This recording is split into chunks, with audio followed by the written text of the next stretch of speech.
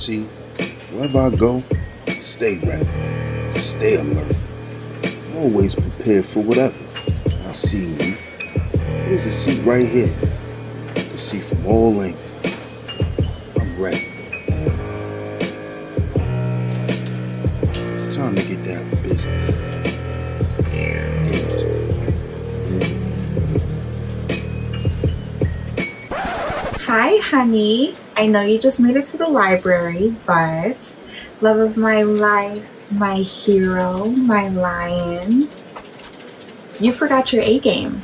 So come home, take it, and then you can go and conquer the world, black man.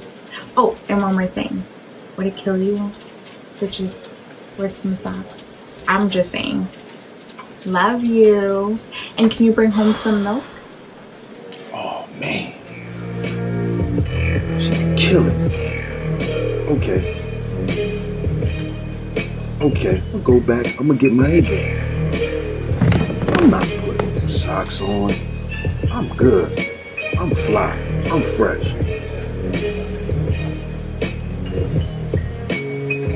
I'm gonna stop at 7-Eleven and get some milk.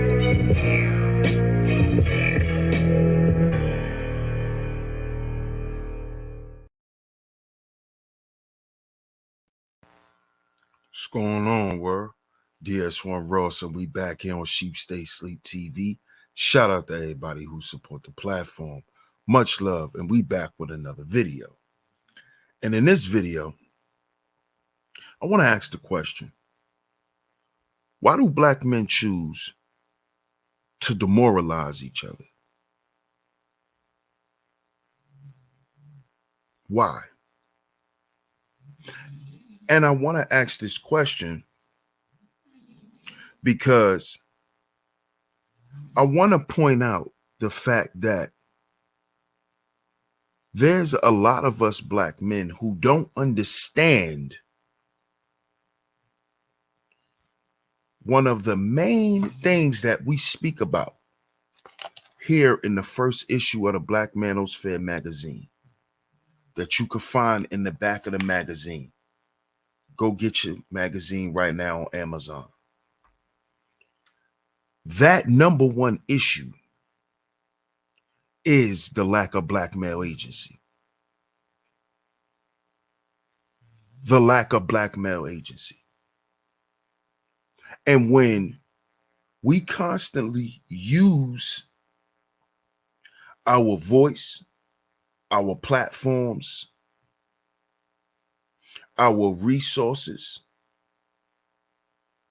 to step on another brother in any sort of fashion, we have to understand that we are displaying the lack of black male agency. You see? So when you see the infighting between brothers, when you see the fighting between the older guys and the younger guys, the millennials versus these guys, Generation X versus these guys, the baby boomers versus these, all of this proves that we as black men do not understand the importance of black male agency. We don't understand the significance of it. You see? And now I'm going to bring you guys an article where once again, we are in the media displaying the lack of black male agency. Now, we all know that Charles Barkley got a habit. He has a habit of talking smack about a lot of young players. He has a habit of demoralizing other black players. It's almost like he takes what he says personal instead of him just giving his sports opinion. And he really comes at these guys, man. And it's disgusting because he doesn't even understand what he's showing, what he's displaying to the world. He doesn't understand the importance of appearance value. He doesn't understand how he's looking to guys his age who are in other groups. They look at Charles Barkley as a coon. They look at Charles Barkley as a clown. And it's because of what he chooses to do with his voice. You see, what he chooses to do with his seniority.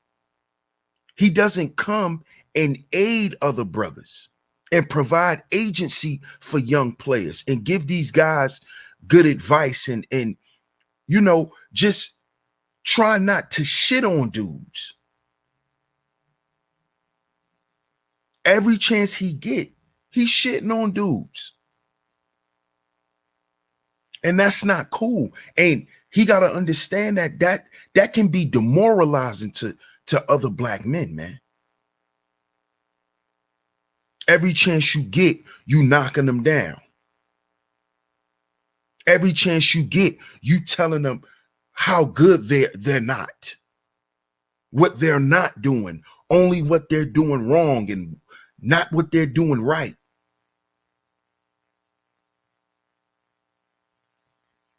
You demean them more than you congratulate them. You see? You don't see the older white players doing that to their guys. Them retired white guys, they don't get up there and just shit on, other white players, man. They don't do that. But Charles Barkley, he go out his way to do that shit. And a lot of other people do it too. But in this case, it's Charles Barkley going at Ben Simmons. Now, we know that a lot of these younger guys could be a little edgy, but at the end of the day, they should understand that because they were once young. We can't sit here and act like when we was watching Charles Barkley, he wasn't edgy. He wasn't a rebel, and he just sit here. And the way he critique these guys is very demoralizing. He talks at these guys. He don't talk to them. He don't speak life into these brothers. And at the end of the day, that's not helping us. And that shit has to stop. You see? If you don't have nothing good to say to another black man, just leave the shit alone. But don't come back and trash the brother. If you feel like you can't get through to him, you can't talk to him, leave him alone. But Charles Barkley, he goes out his way to shit on a lot of us. And that is very, very demoralizing. And what it also does is it makes black men look like they don't give a fuck about each other.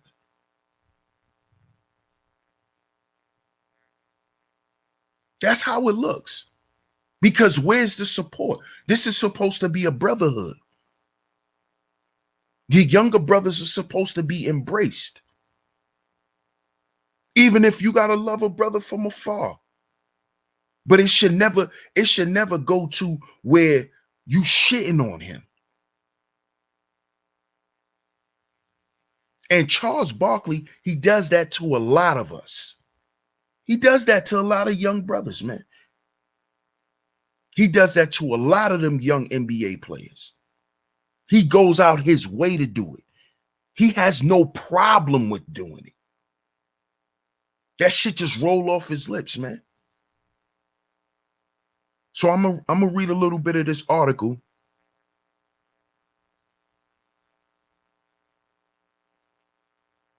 It says Charles Barkley blasts Ben Simmons over alleged trade requests. So he blasts Ben Simmons because Ben Simmons want to be traded. The Philadelphia 76ers have a tough situation on their hands right now. Ben Simmons does not want to play there. They may not want him there either, but there's not a team in the NBA that's willing to meet their asking price for him. Simmons' trade value hit rock bottom recently. Not only was he exposed in the playoffs, but also he reports of his trade demands have made teams even more hesitant to give up multiple assets for him. It's not that he's not worthy of a huge trade package, but why would a team risk that much for a player that's threatening not to show up to training camp? That's why Sixers legend Charles Barkley didn't mince his words when talking about him. So right then and there, the article is saying Charles Barkley didn't have nothing good to say about him. He went full throttle, no holds barred on this young man. Now, based on the article, it also says that he has a problem. He has a behavioral issue. He doesn't like showing up to training camp. You know, he's we paying him a lot of money. He's not showing up in the playoffs. Right? But this is where the older players from the Philadelphia 76ers team should come and holler at Ben. Talk to him, mentor him, see what's wrong with him, try to get him some help.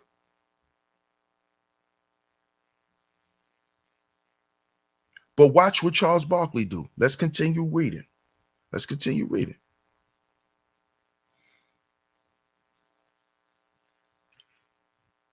This is Charles Barkley. So let me get this straight. We liked you enough to give you $200 million.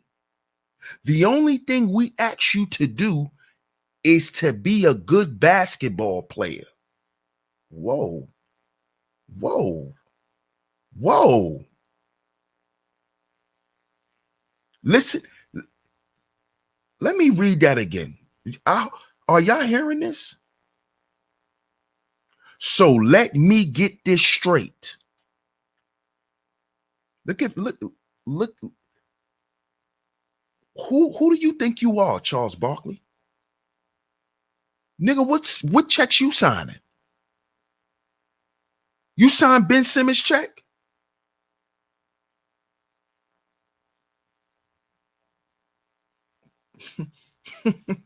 So let me get this straight.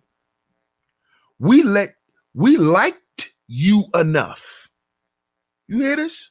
We liked you enough. Who did this Negro think he is? Who do you think you are, Charles Barkley, to be talking like that?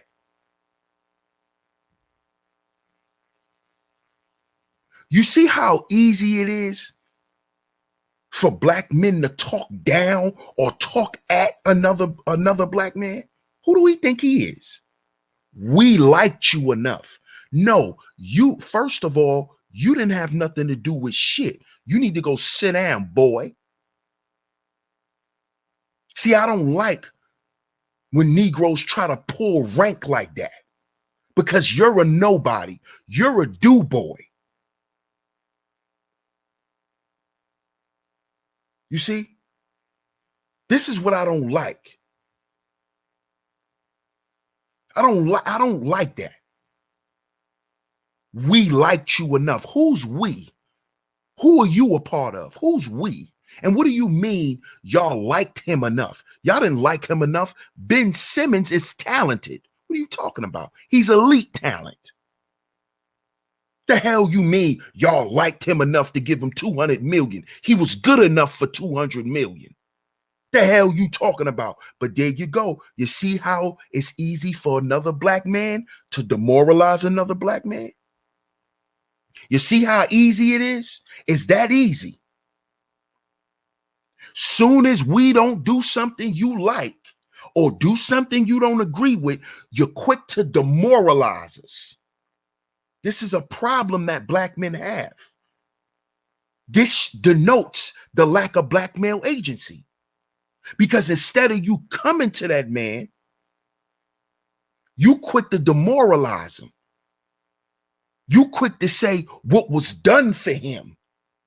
Like he didn't earn it. Like he's not good enough for that money. We have a problem with doing this to each other, black men. We have a problem with doing this to each other. And then we do it in front of people that we'll turn around and say is against us.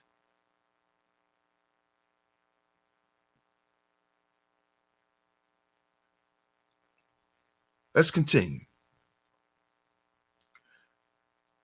So let me get this straight. We liked you enough to give you 200 million. The only thing we ask you to be is a good basketball player. What? Sounds like you saying you asking him to be a good slave. We're just saying shoot the ball. What? And he's mad and wants to leave town. This is total BS, Barkley said. What? What? Look how he belittling this man. Look at how he's belittling his character and his talent. Well, all we ask you to do is to be a good basketball player. Why do black men talk like this to each other and talk like this about each other? All I ask you to do is to be a good basketball player. You couldn't even do that. What? What? See, black men don't talk like this to other men. They don't do that. They choose their words carefully, but we don't do that with each other. We don't do that with each other. We're quick to do what? Demoralize each other. We're quick to show the world just how much we don't care about each other, just how much we will not provide agency to each other. We just won't. We won't. We won't. Especially when there's some money in the room, we real quick to be adversarial. We're real quick to throw each other under the bus to prove to somebody else, hey, look at me. Hey, why don't you give me the check? This shit is disgusting, black men. We still doing this shit to each other in 2021. With all the shit going on with us. We still doing it. And it's being done on all levels. See, brothers, don't think this just happens in the hood like they always try to say. This just don't happen in the hood. It happens in the hood and Hollywood. Because this is what black men do to each other. You see? These are one of our main concerns and one of our main issues that we need to fix. The lack of black male agency.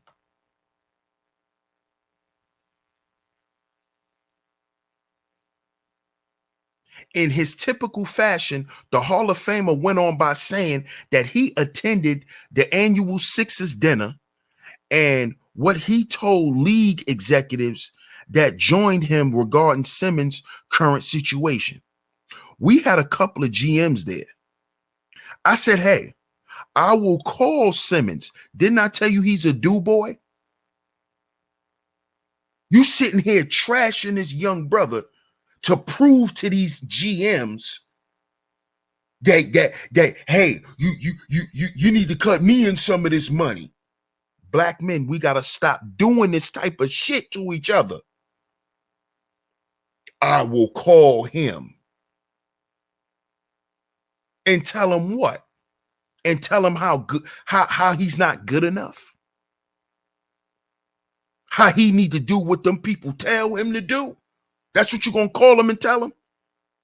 Huh, Charles? You think he want to hear that? You think that's speaking life into that young black man? Huh? How is that going to help him when you call him? You're going to call him and tell him what? Don't mess up this opportunity to get some money, even though he unhappy? Huh? What type of call is going to be? Huh, Charles?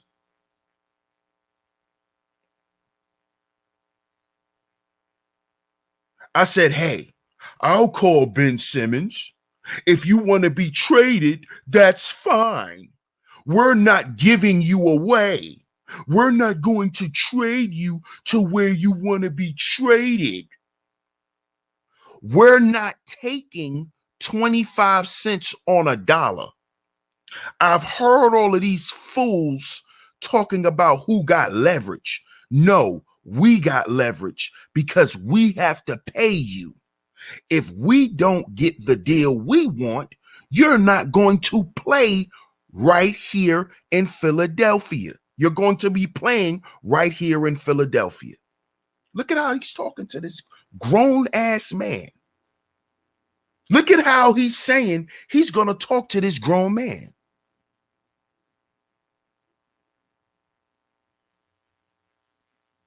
Look at how. Look at what he said he's going to tell him. How he doesn't have any leverage. He doesn't have any say-so because they pay him. He's talking to this man like a child. You need to learn how to have some respect, Charles Barkley. It doesn't matter how old you are. Men respect men. Act like you got some goddamn respect for a fellow black man. Stop talking at another black man. That's how you cause problems. You talk to another black man. You don't talk at him because we all grown at the end of the day. The man is still an adult. And you don't tell him what the hell he gonna accept because of what you say. You don't tell him that. You out of line, brother. You need to humble yourself. See, you lack character, Charles Barkley, when it comes to dealing with other black men.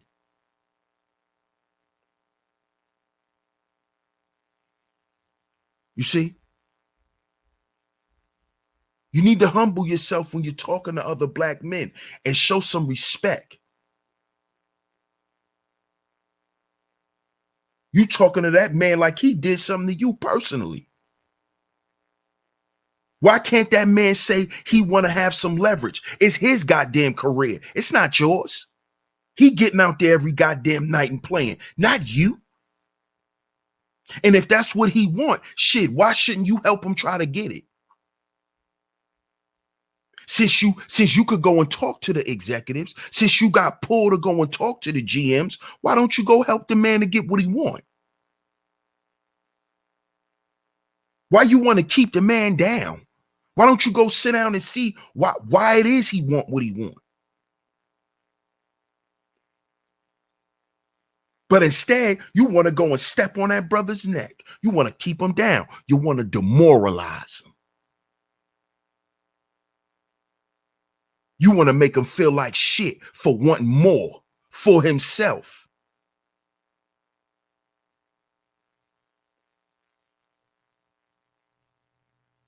Well, if we don't get what we want, you ain't gonna get what you want, and you gonna stay your ass right here. You act like you talking to a child, man. Black men, we got to stop doing this to each other. We got to stop talking to each other this way.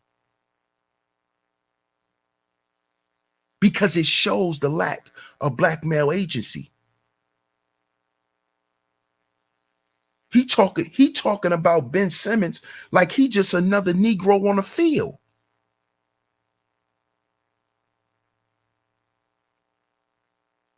We not getting 25 cents off the dollar. What?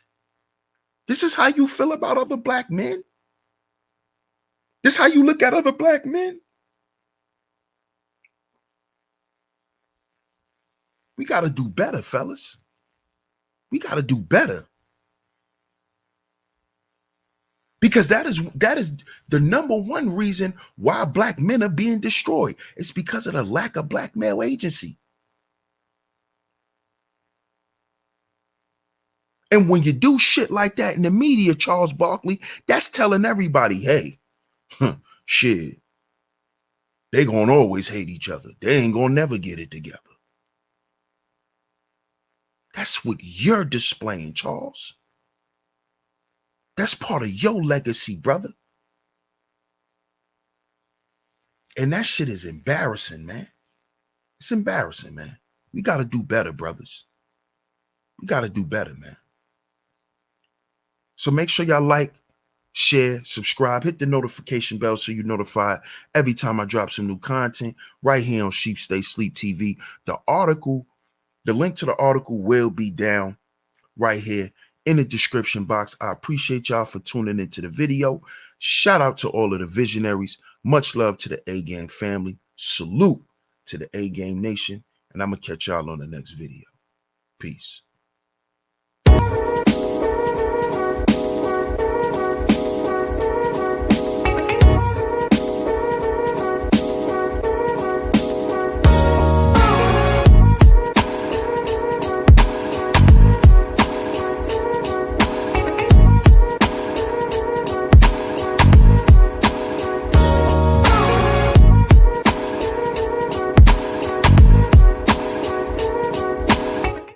Look, I'm black guy. Hello, how may I help you? Hey, Habibi, look, my hang low ain't working like it's supposed to. You got any of them sex pills? May I randomly suggest one of these generic products? Nah. You should take the A-game, little bro. Bling bling for the ding ding. Nah.